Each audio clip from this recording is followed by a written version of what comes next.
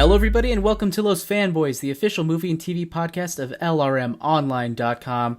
I'm your host, Joseph Jam Medina, and today I am joined by Dave Kozlowski. Hey, everybody.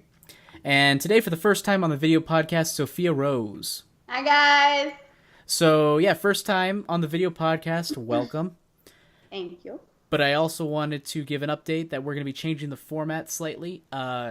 We're still going to have a video podcast, but they're going to have one video podcast a week and one audio podcast a week. So on Tuesdays, expect the normal audio podcast that we've done in the past with longer form.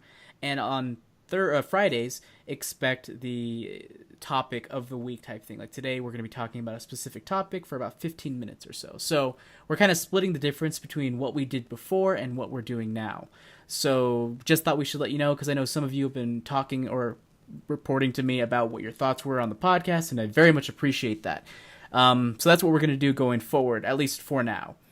Anyways, continuing on from that, today's topic at hand has to do with Disney pulling out of Netflix in 2019 and creating their own streaming service for their branded properties. To tell us more about that, we have Dave Kozlowski. Hey, everyone. So I'll give you kind of the 50,000-foot view of this. So earlier this week, Disney made a big announcement. They're going to create their own streaming service in 2019.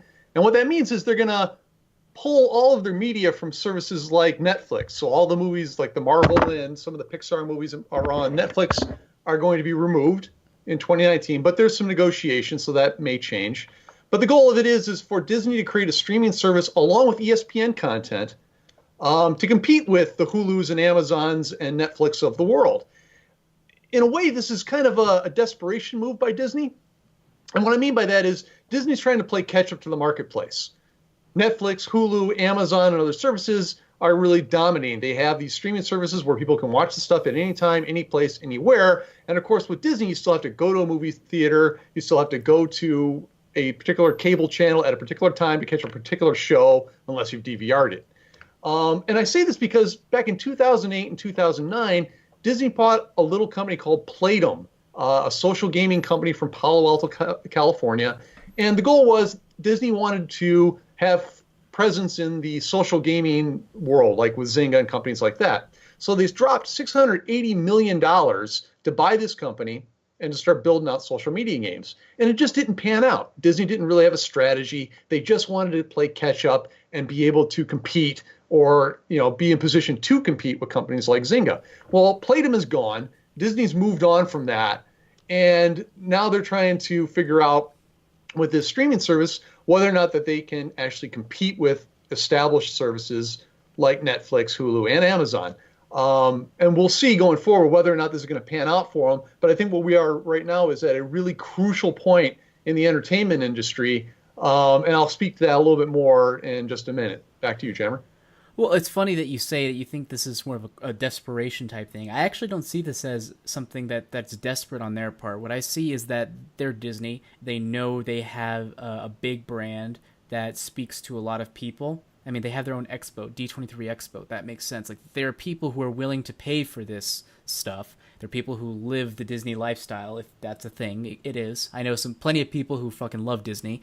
So I don't think this is them desperately trying to play catch-up as much as it's them seeing all this money on the table and saying, you know what, we still have some money on the table that people would like, people will pay money for. So what we're going to do is we're going to do that. We're going to take our products and put them on our own service, and, we're going to see what we can get out of it. And it's not just going to be the movies. It's not just going to be, the Pixar and Disney movies. It's also going to be original programming. So there's going to be other things that are going to entice viewers to that. It's not just going to be, Netflix but with Disney. There'll be some differences there as well.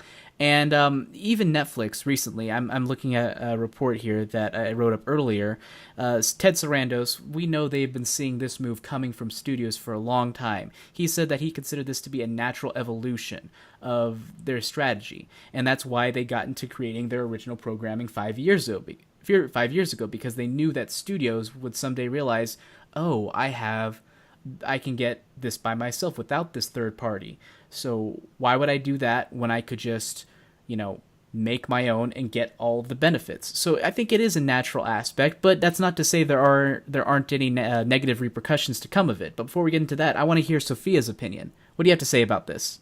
So I agree with both of you. I see the aspect that it's them trying to play catch up. My opinion is I more so think it's them trying to, like, they see the direction that the industry's going. Like many other networks, they know that everything's going to be online streaming very soon. Cable's dying. So it's Disney's effort to be like, we're going to team up with BAMTech. We're going to get ahead of the game. We're going to use technology that's going to benefit us, 5 years down the line from now. Having said that, in my opinion as a viewer, I'm watching all these networks now make plans to become online streaming.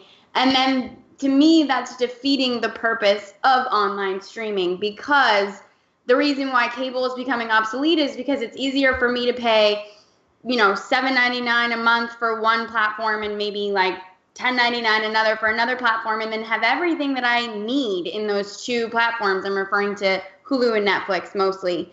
And being able to go online and see if I want to watch a Disney show, I'm probably going to access it on one of these platforms. However, if all of these networks start going streaming, so if CBS has their own specific streaming network, and Disney has their own specific streaming network, and NBC has their own specific streaming network, etc., then we're right back in the same position as cable, except it's online now. It's not, through our router. So to me, the only apprehension I have towards Disney making this move, I see the strategy in it and I understand where they're coming from, but it's going to ripple effect to all the other networks that are coming out now. And then, Disney's such an icon, they're making that move. It's going to initiate the, like I said, ripple effect of all these other networks being like, well, we have to do that. We have to make our own money. We don't need to rely on Netflix. We don't need to rely on Hulu. So as a viewer, it's frustrating because I'm like, I see what's going to happen. We're going to be right back in the situation of I'm going to have to pay to 7 different streaming networks because I want to watch all of these different shows, but they're all individual now and not on a uniform access point. So I'm just like shaking my head because I'm frustrated. Like, we're going to end up right back in the cable situation, but just through online streaming. Yeah, it's definitely going to get a lot worse before it gets better, that's for sure. Because, yeah, you're right, that this is going to start a huge trend in it. We've already started seeing that with, CBS All Access, which I'm sure David will love to talk about in a second. But it's going to get worse before it gets better. There are going to be companies that are going to see this and go, oh, yeah, we need to do that. We need to create our own streaming service. And I get it. But it is going to get better. The market will realign itself when when studios realize or companies realize that people are not going to want to pay for 7 streaming services. They're going to settle on 4 or 3. Literally, I bet you it'll be HBO Now, Hulu, Netflix, and Disney.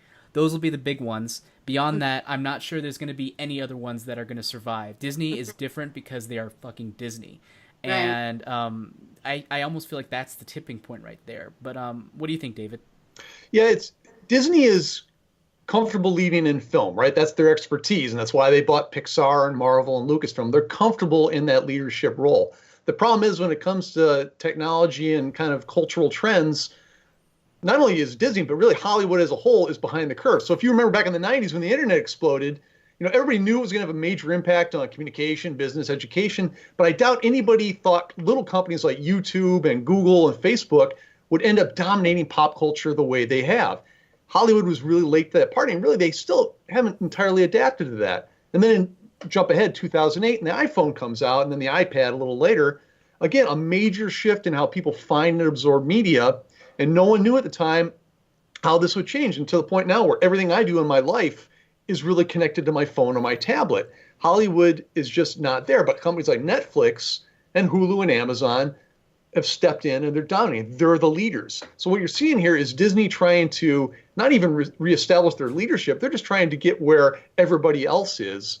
And I think at the end of the day, it's going to be difficult for Disney to show their dominance because, yeah, they've got great movies and they've got some great shows on cable, but they're not really innovating in the same way that Netflix and Amazon and Hulu are. So they're not only behind the curve, they're playing catch up. and they're fragmenting their audience. So as Sophia just said, now their audience is scattered over 10 different services. It's going to be harder to market. It's going to be more expensive to acquire users. It's going to be harder to keep users. So I think you're also right, Jammer, in that there's going to be consolidation down the road. There's going to be a shakeout, and I think you're right. Those 3 or 4 that you mentioned are probably going to be the big winners in this. Disney will survive, but I wonder if they'll ever, reestablish themselves across the board with all media, whereas right now they really dominate in a few places. I don't know they're ever going to dominate everything. Mm-hmm. I also think it's worth talking about what does this mean for audiences? Like, is Netflix going to go down the shitter? I think it's worth noting it's not going to go down the shitter. First of all, this doesn't take effect until 2019, so we got a good year and a half or so of when it's going to be fine. Second of all, regarding Marvel and Star Wars, currently it has been reported that Marvel and Star Wars are still in limbo. Netflix is still talking with Disney over potentially extending the deal to have the Marvel movies and the Star Wars properties actually push forward past 2019 in Netflix. So there's that. Then there's questions regarding the Marvel Netflix TV shows like The Defenders, Jessica Jones, Daredevil, Iron Fist, and Luke Cage, and The Punisher. What happens with those? Those are co-produced by Netflix, meaning that they have the right to stream those, and the Marvel TV deal is still in place for all we know, and there's no reason to expect that that will change since that is such a very fruitful partnership for both of them. So I don't expect that to change anytime soon. However, that being said, that's not to say that they could say those will continue, but we still want to keep the Marvel movies and the Star Wars stuff over at the Disney-branded streaming service. And it also could allow Disney to, down the line, create a live-action Star Wars TV show for their program, which would be really awesome. And I might need to buy it if that's the case. But we'll have to wait and see on that front. But do you have any last words to say about this, Sophia? David brought up an interesting point that I didn't think about, and I'm going to be bold by saying this, but I don't know if Disney can ever be Netflix. And we could argue it both ways, but as far as online streaming goes, Netflix is such a strong brand, and it's pioneered this industry. So I just don't know if Disney will ever hold that clout and be able to dominate this specific sector. Like David said, they dominate movies for sure, but what's going to pull me into wanting to pay for their streaming service unless I'm just like really hardcore Disney fan? So I almost think Disney might lose audiences through this move, and I don't know, that could be a completely ignorant statement, but like they're going to lose my demographic, because me and none of my friends are diehard Disney fans, but we'll watch it because it's what we already pay for and it's already there. So I'm wondering how this is going to affect Disney's ability to target a wide stream audience versus their niche audience. Does that make sense? Yeah. David, what do you have to say about that? I think in a lot of ways, Disney has empowered Netflix. Like Sophia was saying, Netflix is able to innovate. They're making shows and content that people are talking about. Like the conversation last year was Stranger Things. The conversation this year is on Bright and The Defenders. Disney's still making great content, but at the end of the day, Disney has to spend a ton of money on marketing and advertising, and have their positions on cable and the cable channels they fund. Netflix funds the creation of content, and that's all they have to worry about. They have to worry about subscribers and keeping subscribers, but that's a dramatically different equation than spending $250 million on a movie and another $250 million on marketing, and then advertising, get the Blu-ray out. Netflix doesn't have to do any of that. So I think in a lot of ways, Disney has forced Netflix's hand to move harder and faster on the content creation, and I think they already know how to do it.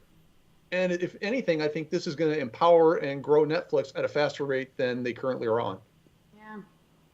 All right. Well, David, where can people find you? On Twitter, you can find me at LRM_David. And I write a weekly column for LRM called LRM Weekend, which is our opinions and provocative stories piece that we do each week. And what about you, Sophia? Where can they find you? They can find me at LRM_Sophia or on Instagram, Sophia Rose Creation. And you can find me at Jam the Writer on Twitter, and also follow Los Fanboys at facebook.com/LosFanboys, and don't forget to follow the official LRM account at LRM_exclusive on Twitter. Once again, we'll be back to an audio episode next Tuesday, or this coming Tuesday, and then back to something more like this on that Friday. So look forward to that, but until then, we will see everybody next time.